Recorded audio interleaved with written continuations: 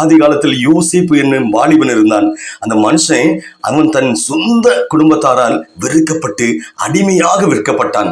அவனை விலைக்கு வாங்கினவர்கள் அவன் இவங்களுக்கு உண்மை உள்ளவனாக இருந்தபடியினால் அவனை ராஜ வம்சத்திற்கு அனுப்பினார்கள். அங்கு அவன் உண்மையும் உத்தமமான தேவனுக்கு பயந்த மனுஷனாக நடந்தபடினால ராஜா அவனுக்கு தன்னுடைய ஸ்தானத்தையே கொடுத்து விட்டான். அல்லேலூயா. எப்பலே குறிப்பிட்ட காலம் வந்தது.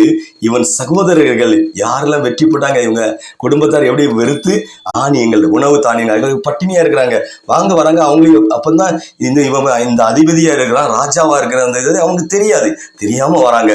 அப்பொழுதுதான் அவர்களுக்கு தெரிந்தது, தங்களால் அடிமையாக சிறு வயதில் விற்கப்பட்ட சகோதரர்கள் அங்கு ராஜஸ்தானத்தில் உயர்ந்த பதவியில் இருப்பதை தங்கள் சொந்த கண்களால் பார்த்தார்கள்.